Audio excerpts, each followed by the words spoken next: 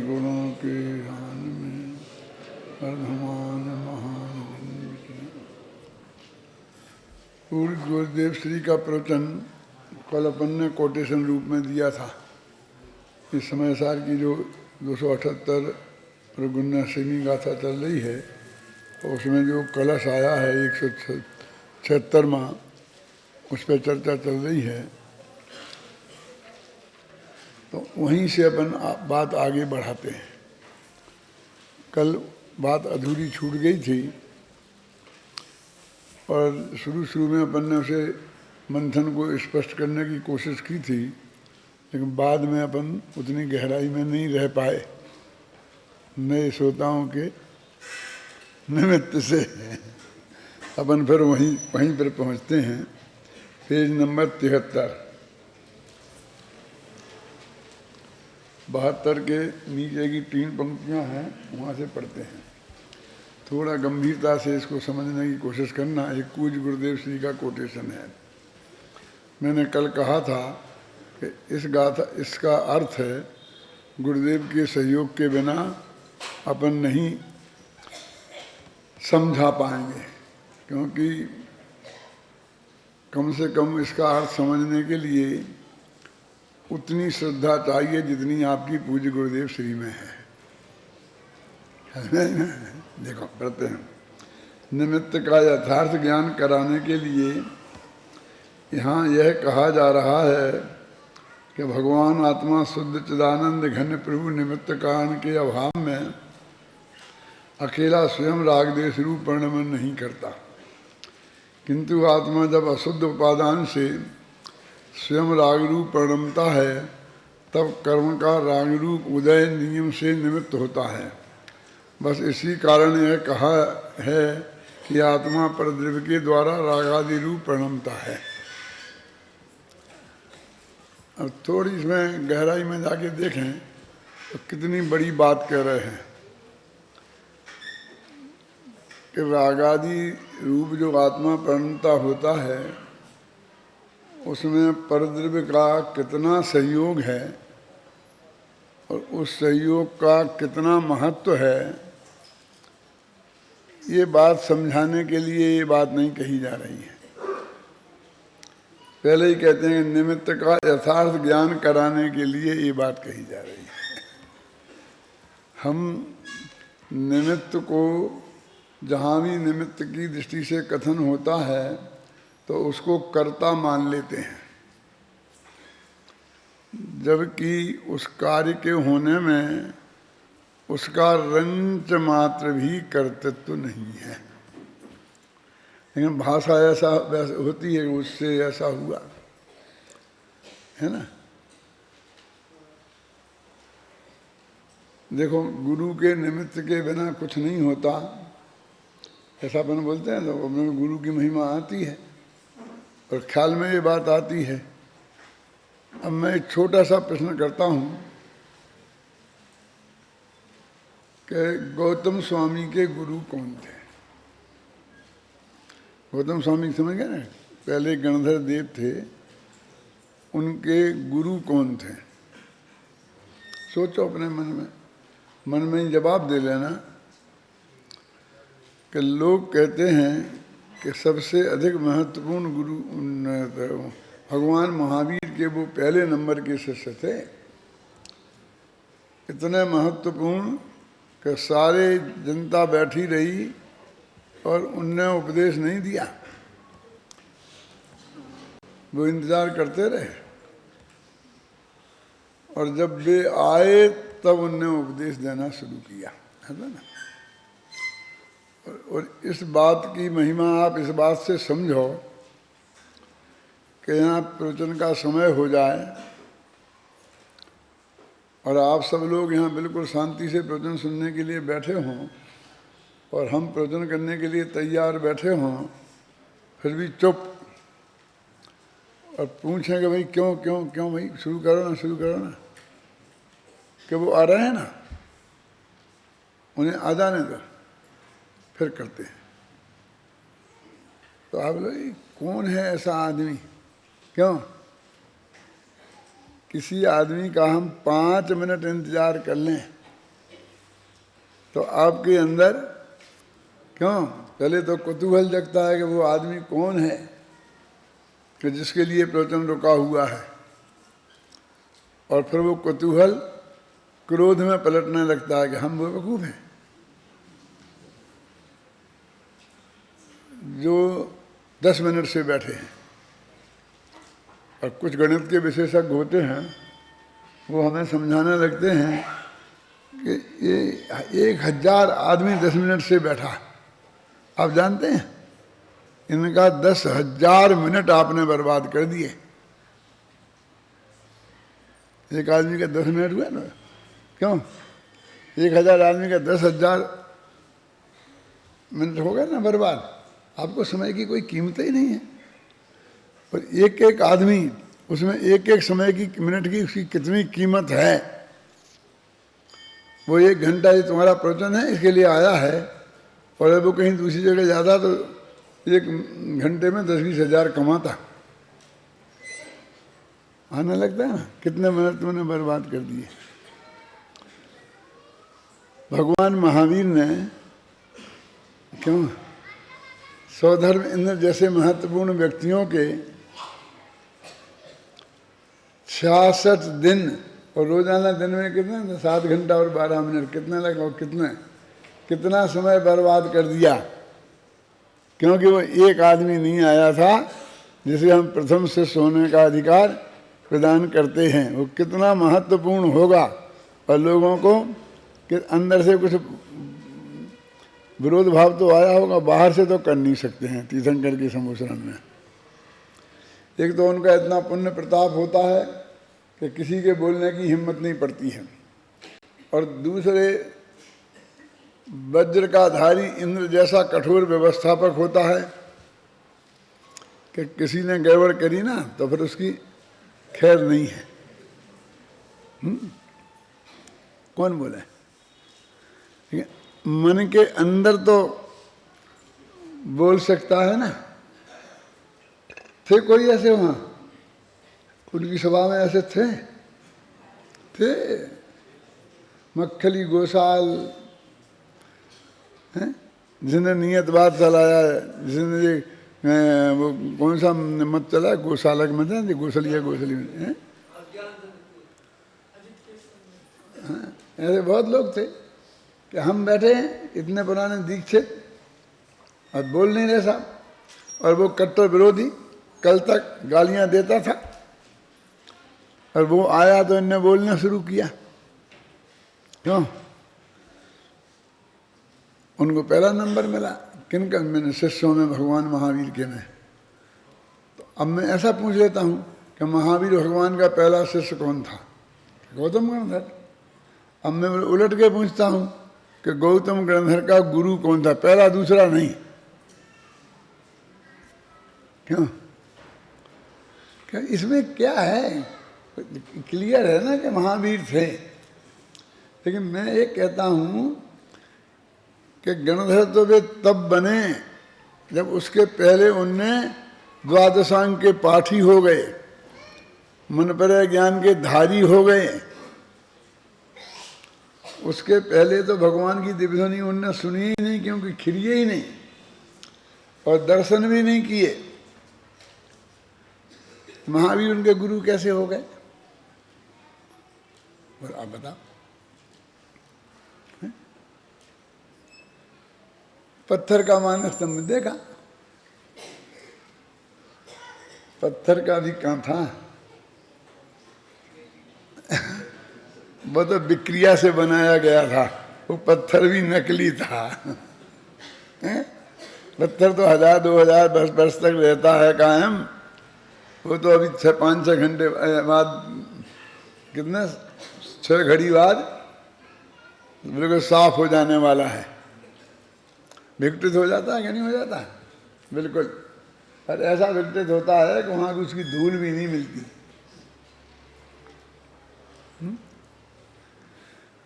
उस मानव आश्रम को देखते ही क्यों, और वो अंतर्मुख हुए, उन्हें सम्य दर्शन हो गया, उन्होंने वहीं दीक्षा ले ली, और दीक्षा लेकर के ध्यान में बैठ गए, द्वादशांग के पाठी हो गए, और फिर मन पर ज्ञान हो गया।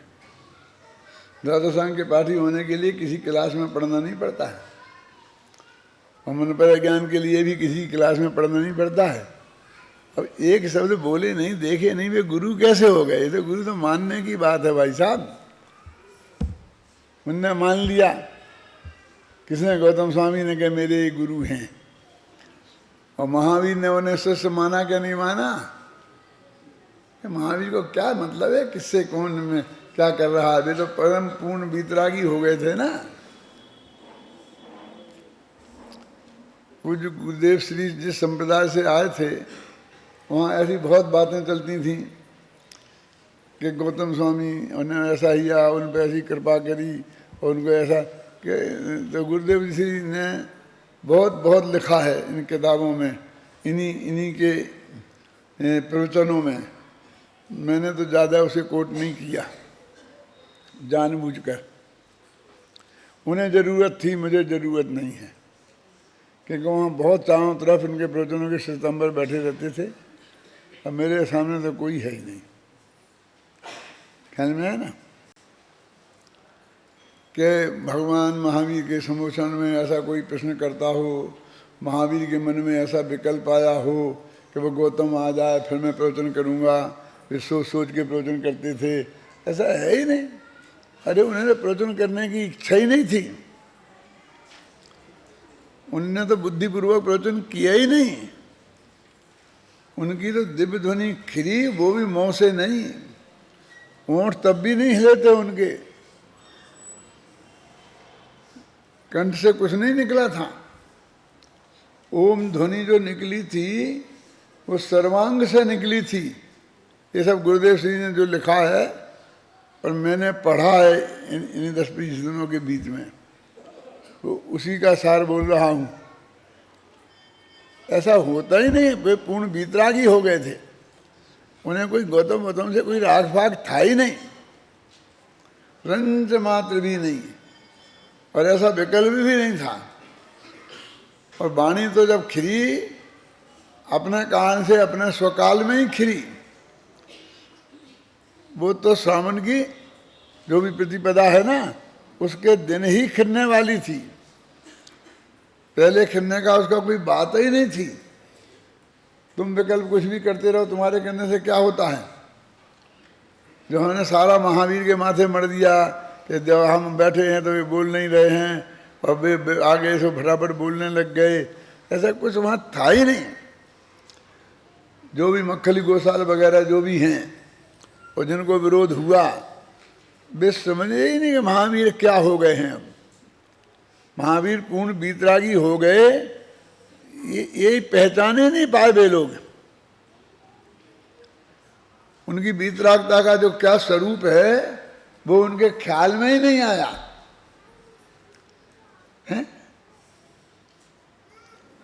और हमने थोड़ा दिगंबरों में तो उन्होंने और बड़ा बड़ा करके उनने ऐसी की, उनने ऐसा की, फिर आया, फिर उनने ऐसा, कुछ नहीं है वहाँ। कोई प्रश्न करता ही नहीं है वहाँ, कोई प्रश्न के जवाब दिए ही नहीं जाते हैं कि 60,000 प्रश्नोत्तर होते हैं, कोई प्रश्न नहीं होते हैं। 60,000 प्रकार के प्रश्न श्रोताओं के चित्त में खड़े हो सकते हैं, होते हैं नहीं। ये तो वो शास्त्री हैं, जैसे बंदे भंग लगाते हैं ना, क्या समझ में आई? वो भंग हैं, कुछ नहीं है। 363 मत कि तुम जैसे 363 हमने देखे बोलते ना, ये 363 कोई गिनती फिनती के हैं नहीं। बताओ कौन 363 गिनाओ, 4-5 से ज्यादा कोई गिना ही नहीं पाता। 363 वे तो कैसे है मालूम आपको कि अज्ञान नामक मिथ्यात्व कितने प्रकार का हो सकता है। तो उन्होंने कहा इसका गुणा उसमें करो, उसका गुणा उसमें करो, कितने प्रकार के अज्ञानी, एक एकांतवादी, ऐसे गुजोड़ जाड़ के वे विकल्प इतने हो सकते हैं, वो कल्पना लोक की बातें हैं, समझ नहीं ना। और वो सब ऐसा हो गया, प्रथमान योग में लिखा है, हमारे गले में हो गया, जैसे होते हैं सब। 363 थे उनके सामने खड़े थे बिल्कुल नंबर से 363 विरोध करने के लिए। अरे वो उनके श्रोताओं में ही 363 के विकल्प वाले हो सकते हैं और उन सब का समाधान हो जाता है। उसका मतलब है कि वो 60,000 प्रश्न हुए और उनके उत्तर उनने दिए,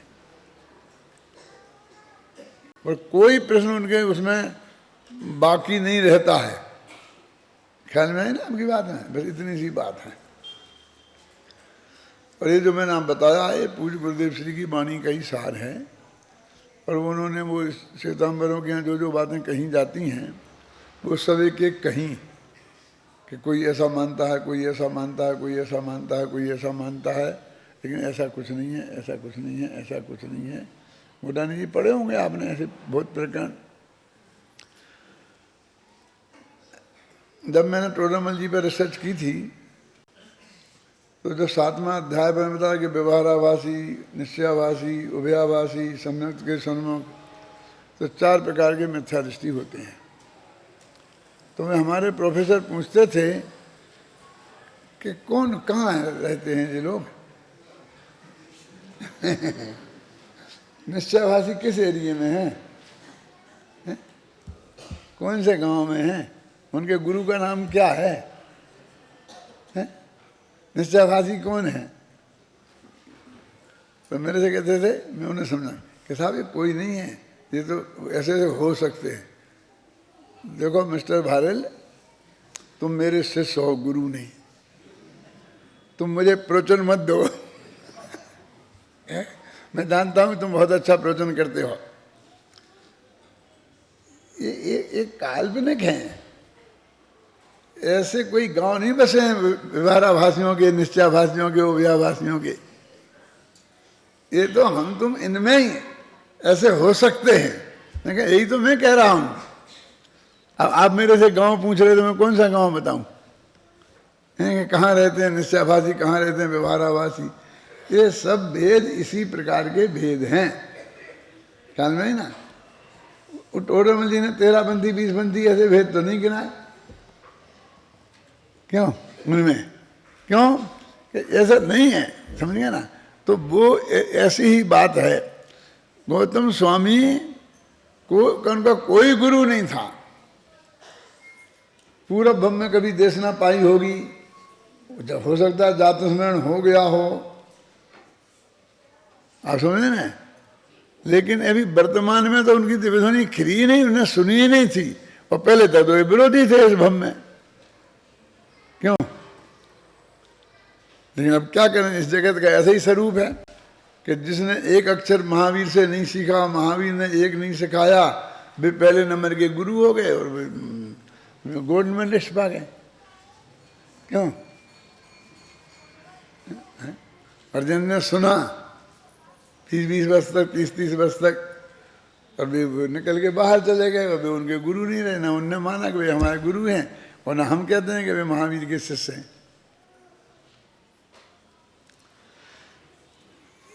गुरुदेव यहाँ फरमा रहे हैं कि ये भैया वो राग किसके निमित्त से हुआ, किसने कराया, ये इसका प्रतिपादन नहीं है। ये तो जब राग भगवान आत्मा में हुआ शुद्ध उपादान से, समय की पर्याय की योग्यता से, तब उसमें निमित्त कौन था, कौन होता है, कि जो भी सामने था वो निमित्त था। ये निमित्त का ज्ञान करा रहे कि निमित्त का मतलब क्या होता है। निमित्त का ज्ञान करा रहे का मतलब समझे ना? आदिनाथ भगवान को नीलांजना का नृत्य देखकर वैराग्य हुआ ही नहीं था, ना उसकी मृत्यु देखकर हुआ था। कि आपके ही मुख से हमने पंच कल्याण को में सुना है और आपकी किताब में लिखा है कि वो तो निमित्त का ज्ञान कराया है। वो तो चटकारे ले लेकर के आप सुनाते हो, और लिखा है उसमें वैसे ही कि प्रथमान योग की ऐसी ही शैली है क्या? तो कैसे हुआ था? तत्समय की योग्यता से हुआ था। समझ गए ना? उस समय उनको पहले क्यों नहीं हुआ? क्योंकि काल अवधि नहीं थी। उस समय ही उसी काल में उनको ऐसे वैराग का परिणाम होना था और उसके कारण से वो हुआ। 5 समयों में एक निमित्त भी था। अब इस निमित्त का स्वरूप समझाता हूँ, निरर्थकता बताता हूँ, ऐसा नहीं बोलता हूँ मैं। क्या बोलता हूँ? इसका स्वरूप समझाता हूँ कि आदिनाथ को तो नीलांजना की मौत से हो गया, और नेमिनाथ को वो पशुओं से हो गया, जो भी है। और शांतिनाथ को कि भैया हमें पता नहीं है। अरे भाई, एक आध दो ही ऐसे हैं, और बाकी तीर्थंकर तो ऐसे हैं कि आकाश में बिजली चमकती देखी और हो गया। क्यों? मैं कहता हूं कि उनने उसके पहले लाखों बरस की उम्र जी थी, चक्रवर्ती थे, उनने पहले कभी बिजली चमकती नहीं देखी थी। यदि बिजली चमकती देखने से वैराग्य होता है तो उनका तब क्यों नहीं हो गया? और हमने और आपने कभी बिजली चमकती नहीं देखी है, होता है तो हमें और आपको क्यों नहीं हो गया? क्यों? तो क्या कहना है फिर? उसे क्यों कहा? अब सामने कुछ था ही नहीं। निमित्त तो जो होता है सामने, उस पर आरोप आ जाता है। क्या अब क्या कर रहे थे? बस बैठे थे रात को, ऐसा सोच रहे थे, और आजा वहां बादल गरज रहे थे, और इतने में उन्हें वैराग्य हो गया। अब किसको निमित्त कहें? कि कहाँ को देख रहे थे? आकाश की तरफ। अब क्या करें?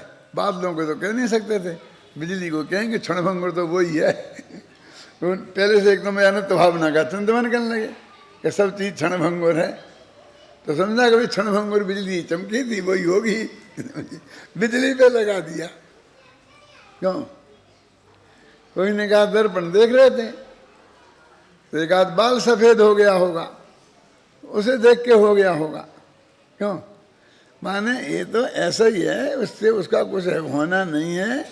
फिर जो भी परिभाषा है ना कि जब कार्य की उत्पत्ति में अनुकूल होने का आरोप जिस पर आ जाता है उसे निमित्त कहते हैं। बस इतनी सी बात है कि वहाँ बादल भी तो थे बिजली चमकने की। क्यों? क्या बादल तो ऐसे ही थे, बिजली चमकी थी, एक क्षण में चली गई, तो उन्होंने एकदम सोचने लगे सब कुछ संसार क्षणभंगुर है। कैसा कैसा क्षणभंगुर है? बिजली के समान क्षणभंग है। क्या बोलो? 12 भावना की पहली पंक्ति है।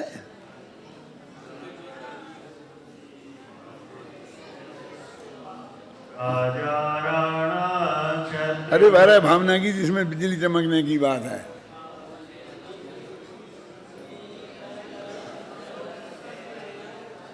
ऐसी बताओ, मतलब जो भी बिजली चमकने की बात आई उनके दिमाग में, बस आगे उन्होंने बिजली चमकने की बात लिख दी। मतलब उसका कुछ निमित्त का कुछ उसे जाके कि डंडा मार मार के कराना पड़ता हो, ऐसा रंज मात्र भी नहीं है। बहुत से लोग बहुत से प्रश्न करते हैं कि इनमें प्रेरक भी होते हैं, उदासीन भी होते हैं। तो उन्होंने कहा प्रेरक मेरक कुछ नहीं, जो स्वयं गमनशील होते हैं उनको प्रेरक कहते हैं, और जो स्थिर होते हैं उनको उदासीन कह देते हैं। कुछ नहीं, वे करते मरते कुछ नहीं है। कि उन्होंने कहा ध्वजा है, हवा के चलने से हुई, तो हवा चूंकि खुद दौड़ रही है तो उसे प्रेरक निमित्त कह दिया। क्यों? और वो धर्म द्रव्य है, बिल्कुल स्थिर है, इसलिए उसे उदासीन कह दिया। उन्हें कोई प्रेरक नहीं है, कोई उदासीन नहीं है। पूज्यपाल स्वामी लिखते हैं गते धर्मास्तिकायवत, सारे ही निमित्त जैसे गति में धर्मास्तिकाय है ऐसे होते हैं। हमें कोई प्रेरणा मेरणा नहीं देता है, किसी की प्रेरणा से कोई किसी को वैराग्य नहीं होता, कुछ नहीं होता किसी की प्रेरणा से। देखो अब मैं पंक्तियां जो अपने पढ़ी थी ना, जिसका अर्थ मैं अभी कर रहा हूं, वे द्वारा पढ़ता हूं। निमित्त का यथार्थ ज्ञान कराने के लिए यहाँ कहा जा रहा है। माने कौन निमित्त हो, किसकी प्रेरणा से हुआ था, ये बताने के लिए नहीं कि निमित्त का वास्तविक स्वरूप क्या है, कि वो प्रेरणा फेरना नहीं देता है। ये एक ज्ञान कराने के लिए कहा जा रहा है कि भगवान आत्मा शुद्ध चिदानंद घन प्रभु निमित्त कारण के अभाव में अकेला स्वयं रागदेश रूप प्रणमन नहीं करता, किंतु आत्मा जब स्वयं अशुद्ध उपादान से स्वयं राग रूप प्रणमता है तब कर्म का राग रूप उदय नियम से निमित्त होता है। बस इसी कारण यह कहा है कि आत्मा परद्रव्य के द्वारा ही रागादि रूप प्रणमता है। और इतनी सी बात है, उसे तुम कर्ता मत समझना, है ना। पर्याय में विकार स्वद्रव्य के निमित्त से नहीं होता। स्वद्रव्य तो निमित्त, स्वद्रव्य तो उपादान है, उसे निमित्त कैसे कहें, है ना। फिर उपादान कौन रहेगा। लेकिन इसी जनमानी में निमित्त को दो प्रकार से कहा है, स्वनिमित्तक और परनिमित्तक। फूलचंद जी में और बंशीधर जी व्याकरणाचार्य में यही तो नोक झोंक हो रही थी। तुम दो निमित्त दो प्रकार के मानते हो कि नहीं, ये स्वनिमित्तक और एक परनिमित्तक। स्वनिमित्तक मैंने अपना भगवान ही आत्मा निमित्त है। अरे उसका अर्थ ये है कि कोई निमित्त नहीं है। पर निमित्त तो पर होता है, उपादान निज गुण जहां तहां निमित्त पर हो, तो स्वा तो हो ही नहीं सकता। तो जहां बाहर में कोई निमित्त नहीं हुआ तो उसे हम स्वनिमित्तक कह देते हैं। और अपन कहते हैं लोग में, ये किसने कैसे हुआ, क्या हुआ, कुछ नहीं कुछ नहीं, अब अपने आप हो गया, क्या करें, बैठे बैठे प्राण निकल गए। आप समझे ना। तो वो इसको स्वनिमित्तक कहते हैं। कोई स्व तो उपादान होता है, स्व का काय का निमित्त। क्यों, हमें तुम्हें है कि दो चीजें चाहिए, तुम्हें दो चीजें चाहिए, एक निमित्त और उपादान, एक निमित्त और उपादान। हम बता नहीं पाए तो हमने कह दी वो वही निमित्त वही उपादान। बस चलो, समझ आया ना। देखो, पर्याय में विकार स्वद्रव्य के निमित्त से नहीं होता, किंतु परद्रव्य के निमित्त से होता है, इसलिए परद्रव्य के द्वारा ही रागादि रूप प्रणमता है। ऐसा व्यवहार से निमित्त की मुख्यता से की अपेक्षा से कहा जाता है। वस्तुतः देखा जाए तो उस समय जीव को रागादि रूप अवस्था होने का स्वयं का ही जन्म क्षण है। ये प्रवचनसार में जो जन्म क्षण की बात आई ना, वो लिया है उनने, कि उस राग रूप पर्याय का जन्म इसी काल में होने वाला था। ऐसी काल लब्धि और तत्समय की योग्यता, ये दोनों उसमें अपने आप ही विद्यमान थे। परद्रव्य तो फिर भी निमित्त मात्र ही है, पर उसे रागादि रूप प्रणमाया नहीं है। उसने प्रणमाया नहीं है, वो निमित्त मात्र, वो निमित्त मात्र है। भाई कहते हैं, कल बताया था उदाहरण अपन ने लास्ट में, कि भाई तुमने वो नाच रही है, उसने बहुत लुभाया, उसने आंख मारी थी, उसने हाथ से इशारा किया था, इस तरह फंसा लिया। अरे उसने कुछ नहीं किया। अब वो तो नहीं आंख मार रही है, वो चित्र है, वो तो कुछ नहीं कर रहा है ना। कि नहीं साहब अब वो भी है, वो ऐसे ऐसा तो था ही, ऐसा हाथ माथ लटक रहे थे। अरे काय को माथा मारते हो, ऐसा सही तो तेरे उपादान में पहले खराबी भई जब इस दीवार पे लगा है, नहीं तो ये दीवार पे लगता ही नहीं। आप समझे ना। निमित्त पर दोषारोपण करने की जो हमारी आदत है वो सही नहीं है। गुरुदेव कहते इसका ज्ञान कराने के लिए ये बात कही है कि पर संग एव, पर ने किया ऐसा कहाँ लिखा। पर संग, पर का संग हुआ वो ही निमित्त है। और वो पर संग हमें कहते देखे तो किसने किया, कि दूसरे ने किया कि तूने किया। वो जबरदस्ती से आ गए कि इसने जबरदस्ती की, बोलते ना। अब बोलते हैं जैसे मुनिराजों के लिए आकाश से उतर के आ गए थे वे समझाने, तो वही मुनिराज शेर को सम्मदर्शन हो गया। इससे यदि हम गलत काम माने तो सारी गलती मुनिराजों की होगी ना। क्यों, अच्छा काम माने तो सारा भलाई मुनिराजों के माथे पर चली गई। क्यों, अरे उसके उपादान की तैयारी थी, तो निमित्त के बिना किसी का काम नहीं रुकता। ये निकालो इसमें से, निमित्त जुटाने नहीं पड़ते। इस प्रवचन सार में तो ऐसा लिखा है कि मेरी समझ में नहीं आता कि अज्ञानी जीव निमित्तों को जुटाने के लिए इतना व्यग्र क्यों हो रहा है। इतने बड़े बड़े काम दुनिया में हुए हैं और किस किस ने उनके निमित्त जुटाए हैं बोलो। अपन पिछले भव में से मर के और इस भव में पैदा हुए हैं, तो माँ बाप के निमित्त के बिना तो नहीं हो सकते ना, क्यों? और किसी घर में ही होंगे, अब आजकल किसी अस्पताल में ही होंगे, है? और कोई डॉक्टर ही होगा, कोई दाई होगी, है? लेकिन इसके लिए तुमने क्या किया था? वो पिछले भव में जब तुम्हें यहाँ आना था, अभी तुम्हें यहाँ से कहीं जाना हो, क्यों मोटानी जी दिल्ली में जाना हो तो कौन सा होटल विपुल कर देना, वो फलाना होटल कर देना, 5 स्टार कर देना, ये कर देना, फ़ोन करके गाड़ी की व्यवस्था कर देना, क्यों हैं? और भोजन की कर देना, और उसमें वो दही, मीठा दही होना चाहिए। आज तो सब व्यवस्था आप करते हो, लेकिन जब आप आए थे अपनी माँ के पेट में, क्यों, तब आपने क्या व्यवस्था की थी? क्यों है? कि मैं देख तो आऊँ घर कैसा है, अस्पताल कैसा है, वो डॉक्टर कैसा है, कि मेरे माँ बाप कैसे हैं। बोलो किसी ने कुछ किया था? और इतना बड़ा जगत ऐसे ही चल रहा है बिना किसी व्यवस्था के। और आज तक जिसको मनुष्य परिवार में पैदा होना था, उसकी उपादानगत योग्यता आ गई थी, उसको किसी को ऐसी कोई दिक्कत हुई ही नहीं। आजकल तो हम बहुत सतर्क हो गए, एक भव के जरा से क्षण काम के लिए। इसी संदर्भ में मैं जैसा कहता हूँ कि हम यहाँ से बम्बई जाते हैं ना, तो 1 घंटे 1.5 घंटे में पहुँच जाते हैं, तो भी घर से नाश्ता बांध के ले जाते हैं। क्या करें इस नाश्ता बांध, क्या करोगे नाश्ता, कहाँ करोगे नाश्ता? अभी खा के पी कर चाय पी के निकल रहे हैं, और खाने के टाइम के पहले वहाँ पहुँच जाने 2 घंटे पहले। तुम समझते तो हो ही नहीं। कभी लेट हो जाते तो, कभी फ्लाइट लेट हो गई तो, कैंसिल हो गई तो, ना क्या अभी 25 दफ़े तो हुई नहीं, लेकिन 25 दफ़े नहीं हुई तो 26वीं दफ़े नहीं होगी, हो भी गई थी कई दफ़े, क्यों संजीव?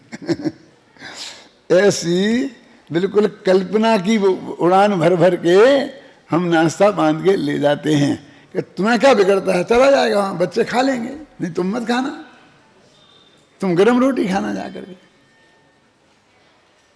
क्यों होता क्या नहीं होता है? अब अपन ये मनुष्य पर्याय छोड़ के अगले भव में अनंत काल की यात्रा पर निकल रहे हैं। क्यों? अब ये लौट के संयोग मिलने वाले नहीं हैं, एक साथ सब संयोग छूटेंगे, छूटेंगे नहीं, तो उसके इंतजाम के लिए कुछ सोचा? जाते जाते बेटे का इंतजाम, बहू का इंतजाम, बेटी का इंतजाम, उसका इंतजाम, इसको इतना दे देना, उसको इतना ले लेना, इसको ऐसा कर देना, उसको ये कर देना, और वो मुझे कुछ पैसा उसके पास पड़े हैं, कुछ उधर पड़े हैं, कुछ मैंने उधर जमीन में गाड़ रखे थे। ये सारा मरते मरते दम तक क्यों यहीं का हिसाब किताब लगाता रहता है, और ऐसे बीच में गला रुंध जाता है, और लड़के कहते रहते पापा ने पूरा बता नहीं पाया। क्या नहीं बता पाया? त्रिकाली ध्रुव।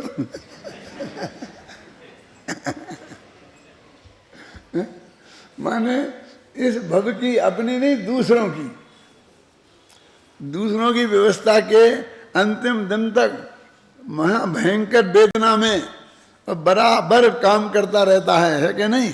और अगले भव में बिल्कुल अकेला जा रहा है, और ऐसी दुर्दशा में होगी कि हाथ पैर भी नहीं चलते होंगे, तेरा शरीर मिट्टी का लोंदा जैसा होगा, अभी उसमें आंख कान भी नहीं निकले होंगे।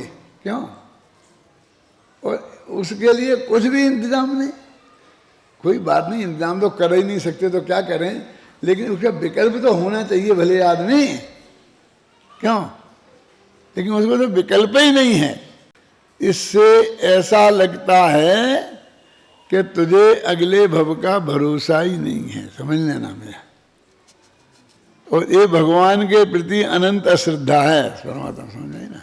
क्योंकि भगवान ने बताया है कि आत्मा अनादि अनंत है, ये किसी भव में से आया है और किसी भव में जाएगा, और तुम उस पर बिल्कुल ध्यान नहीं दे रहा है, तो भगवान की बात पे तेरे को श्रद्धा नहीं है।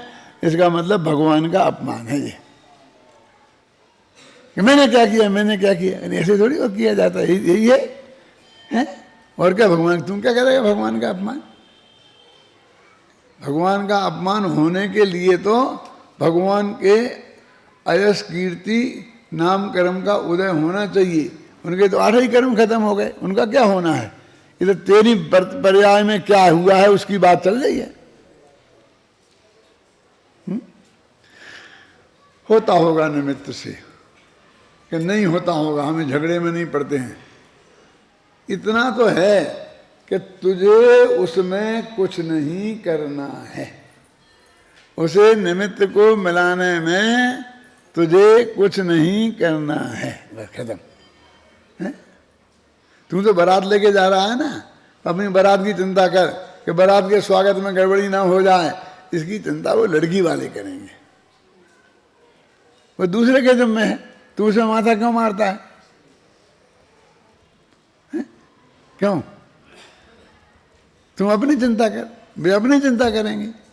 लेकिन जो उनकी करता है वे इनकी करता है। समय पे नहीं आए तो, समय पे नहीं आए तो ये कहता उनकी व्यवस्था सही नहीं भाई, तो मुफ्त ही मर गए। और कभी सोचा था कि माँ के पेट में आने के पहले कि मैं यहाँ से जा रहा हूँ, माँ बाप तैयार नहीं हुए तो जाके मेरे उनका इंतजाम तो करूँ, देख तो लूँ कि तैयार है कि नहीं है। पागल हो गया। इतने बड़े काम में कुछ नहीं किया तो अब यहाँ क्यों विकल्प करता है? थोड़ी देर हो जाएगी, नहीं आएगी, बारात 8 घंटे लेट आ जाएगी, पहले आ जाएगी, हैं? क्यों 2 मिठाई कम होंगी, क्या फर्क पड़ता है? बेटा तेरी शादी तो जिस लड़की से होने वो तो हो ही जाएगी, उससे कोई फर्क नहीं पड़ने वाली है। वो तो आज से तेरी हो ही जाएगी, तुझे इनमें विकल्प मत कर। एक नमकीन कम होगा कि ज्यादा होगा तो क्या फर्क पड़ता है? हाँ, इज्जत का सवाल है। ये सारी इसकी इज्जत नमकीनों में ही घुस गई।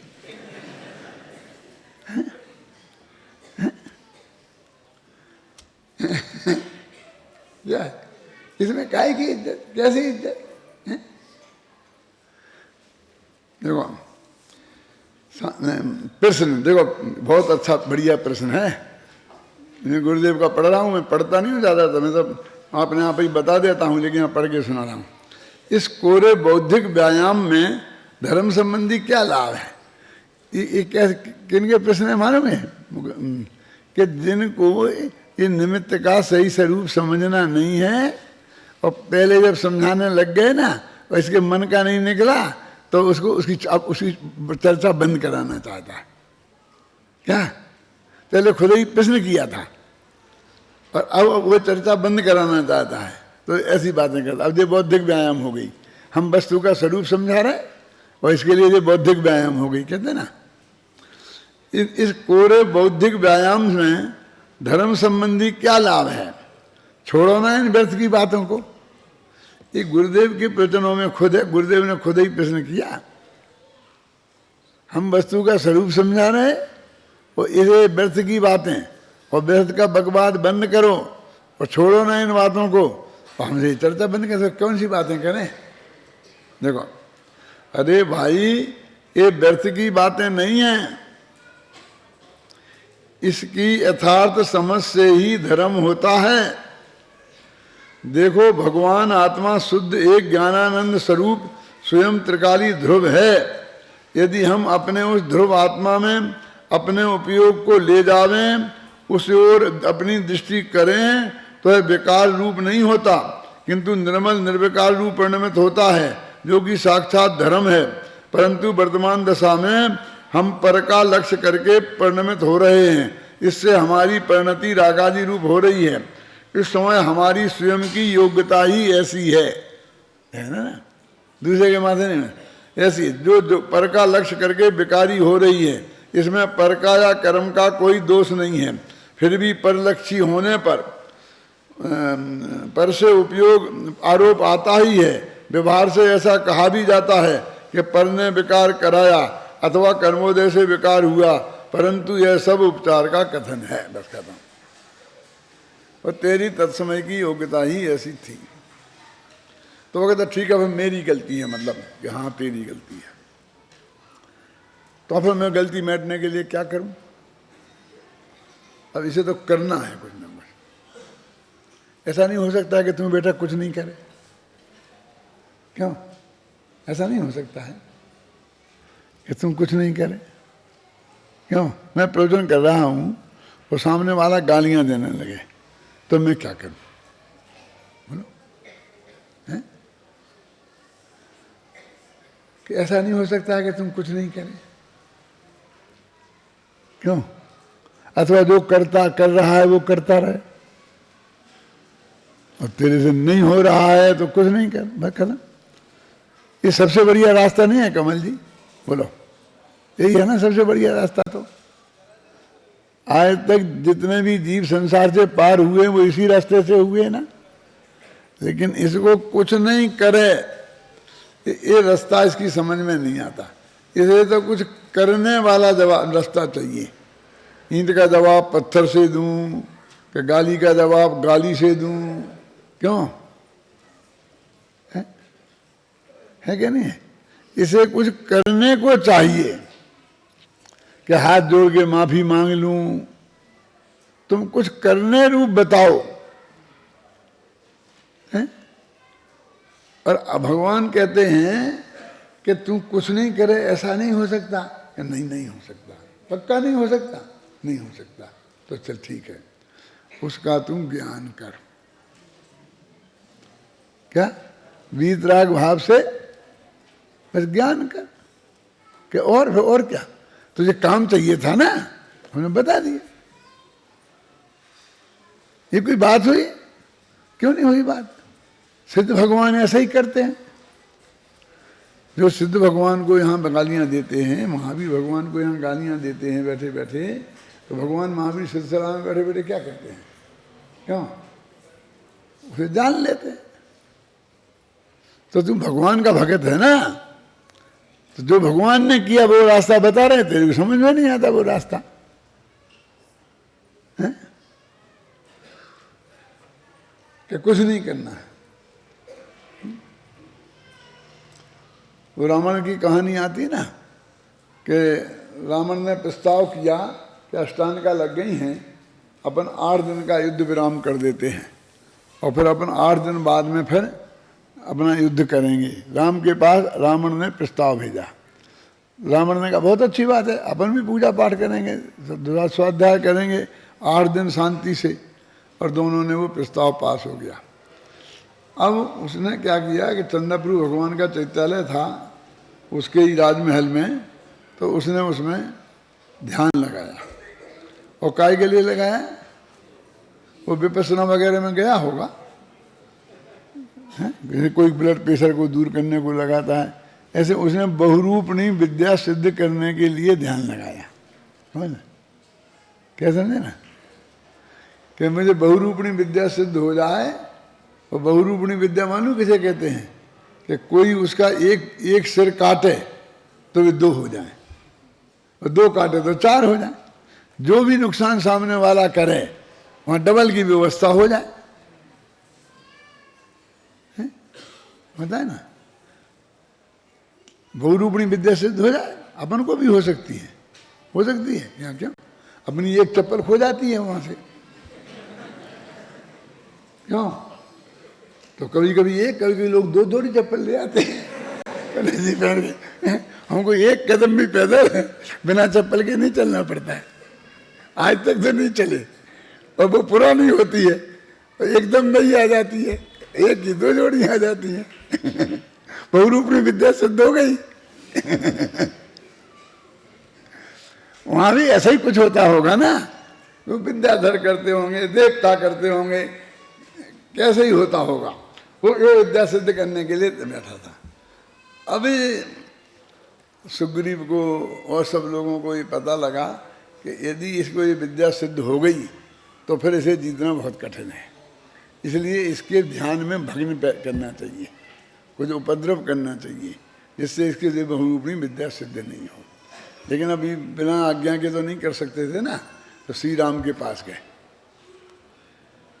कि साहब रावण बहुरूपणी विद्या सिद्ध कर रहा है, और यदि उसे सिद्ध हो गई तो फिर अपन उसे नहीं जीत पाएंगे, इसलिए अपन को कुछ उपद्रव करना चाहिए। कि नहीं भाई, अपना हो गया ना युद्ध विराम, दोनों की मंजूरी से हुआ है ना, यहाँ दोनों की मंजूरी से हुआ है। लेकिन उसे आकाशगामिनी विद्या सिद्ध हो जाएगी, वो कहना बहुरूपणी विद्या सिद्ध हो जाएगी। लेकिन अपना तो हो गया ना युद्ध विराम, अब क्या कर सकते हैं अपन? नहीं, कुछ ना कुछ करना पड़ेगा, कुछ ना कुछ करना चाहिए। कि नहीं कुछ नहीं करना है।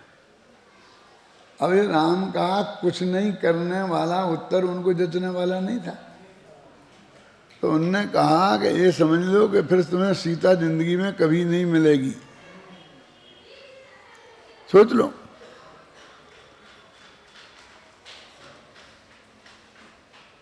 तो उनने कहा कि भाई मिलेगी कि नहीं मिलेगी ये तो बाद की बातें हैं, लेकिन पहले तो अपन ने युद्ध विराम दोनों की मंजूरी से किया है ना,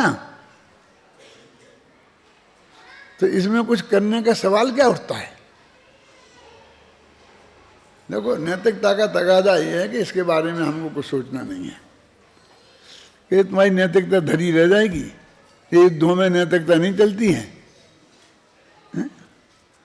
और तुम एक दिन इस बात को मानोगे, रामावतार में नहीं मानोगे तो कृष्णावतार में मानोगे कि छल से कपट से जैसे भी हो ये तो कुछ करना पड़ेगा।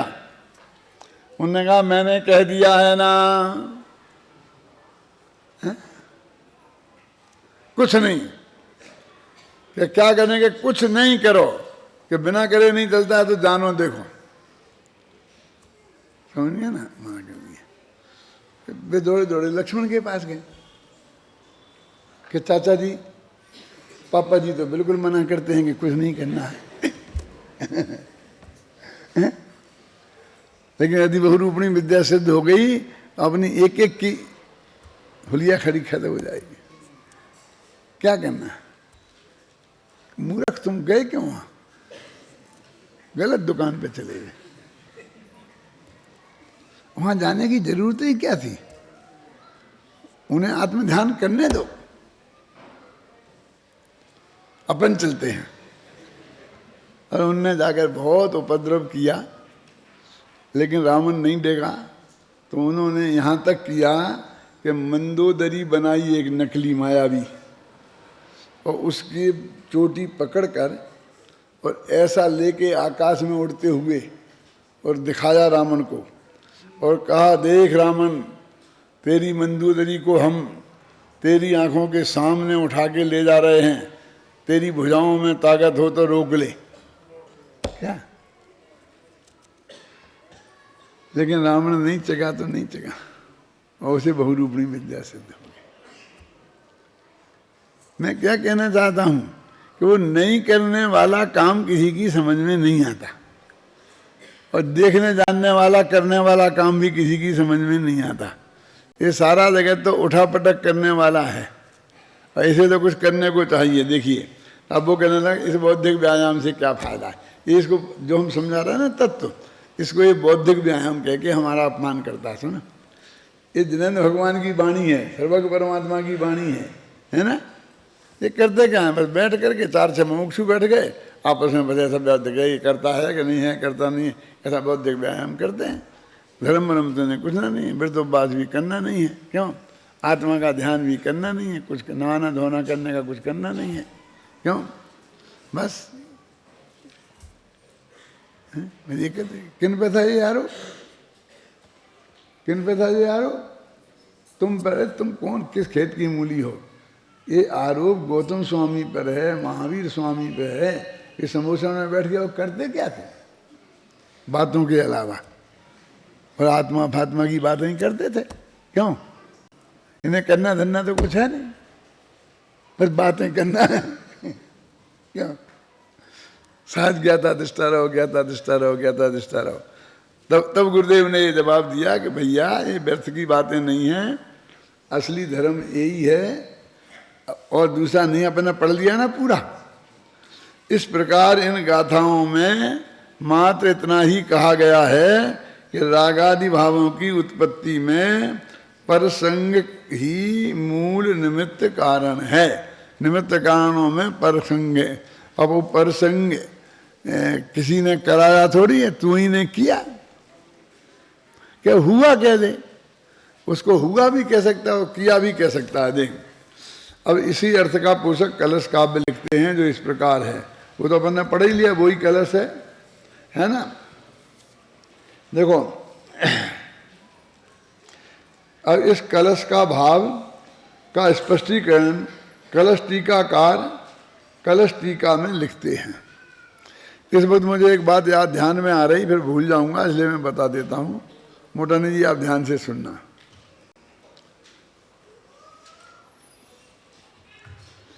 ये बुद्धिपूर्वक का जो अर्थ है ना, गुरुदेव बताते थे कि जो हमारे ज्ञान में ज्ञात हो वो बुद्धिपूर्वक, और जो रागादि भाव हमारे ज्ञान में ज्ञात नहीं हो वे अबुद्धिपूर्वक। ये करते थे ना अंतिम 19वें बार प्रवचन में ज़्यादा। ये भी कलश टीका के आधार पर करते थे। जयचंद जी छाबड़ा वगैरह ने ये अर्थ नहीं किया है। हमने जो सोच समझ के किया वो बुद्धिपूर्वक, और बिना सोचे समझे जो हो गया हो रहा है वो अबुद्धिपूर्वक। उनने ऐसा ही अर्थ किया। दादा ध्यान से सुनना। ऐसा कह के मैं क्या कहना चाहता हूँ, कि कलश टीकाकार ने, संजीव तू भी सुनना, ऐसा क्यों किया। ये कलश टीकाकार की तो मजबूरी थी, क्योंकि परद्रव्य के संयोग रूप जो व्यवहार है थोड़ी कठिन बात है, इसलिए मैंने पंडितों के नाम लिए हैं। आप समझ जाओ तो बढ़िया है, नहीं समझो तो ये पंडित लोग समझाते रहेंगे तुम्हें। क्या?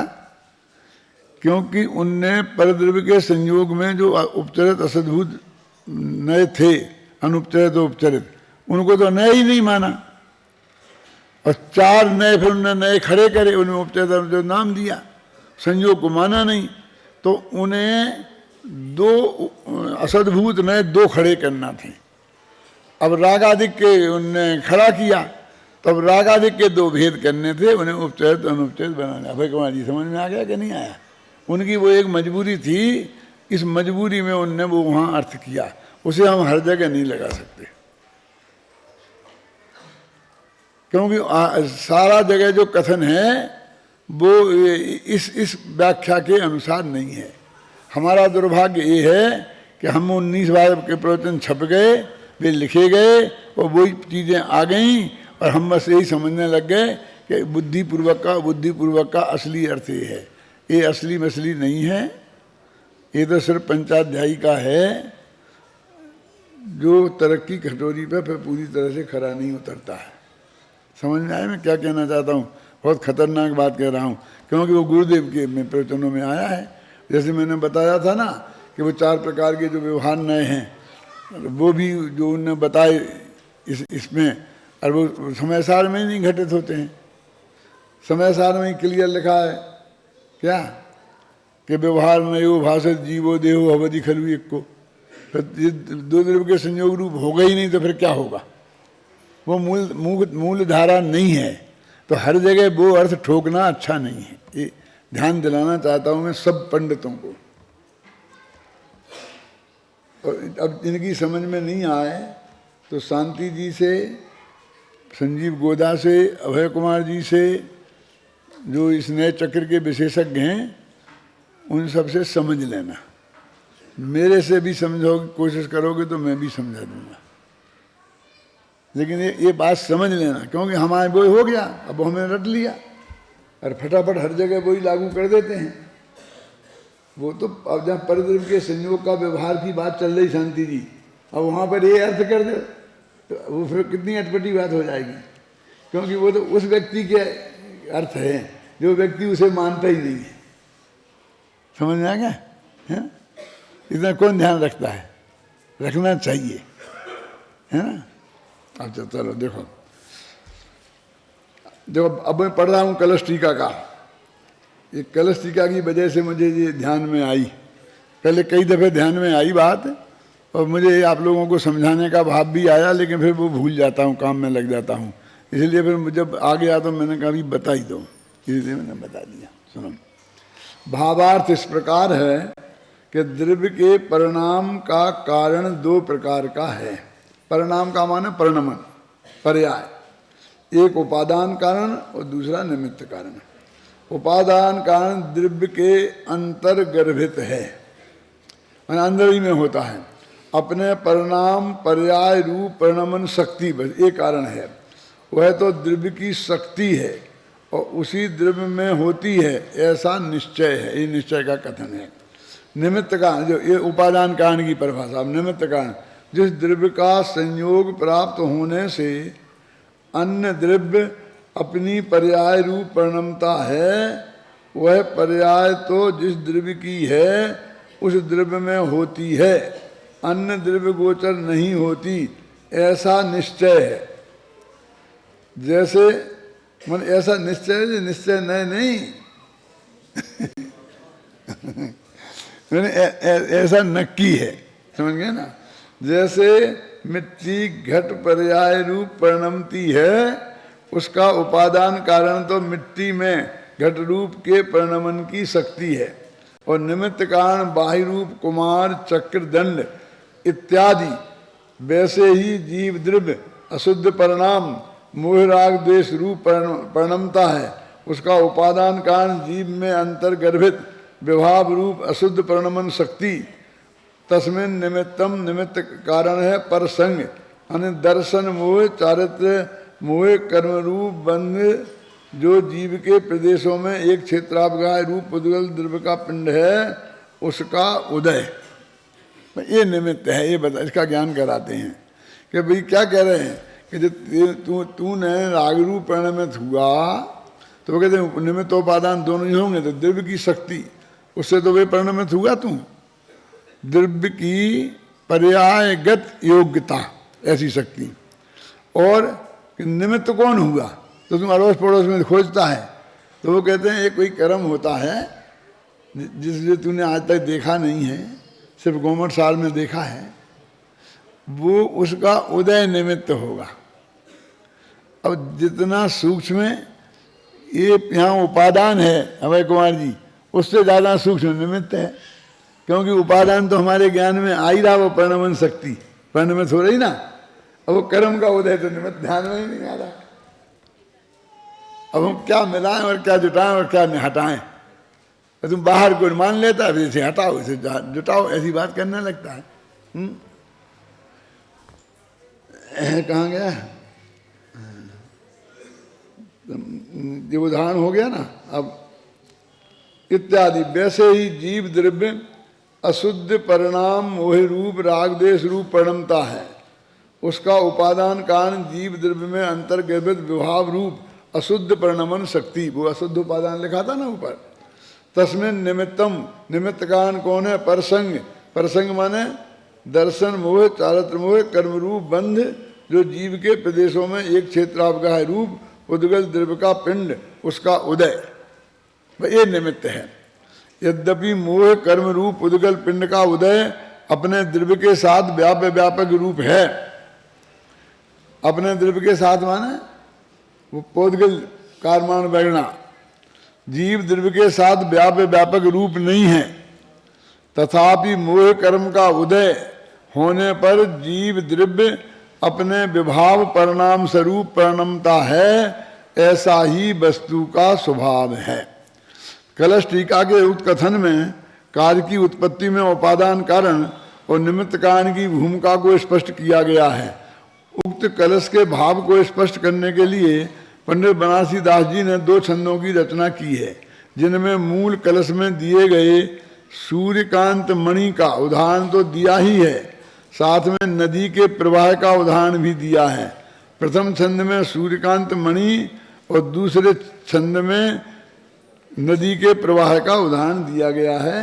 ये दोनों छंद हैं, इन्हें अपन कल पढ़ेंगे।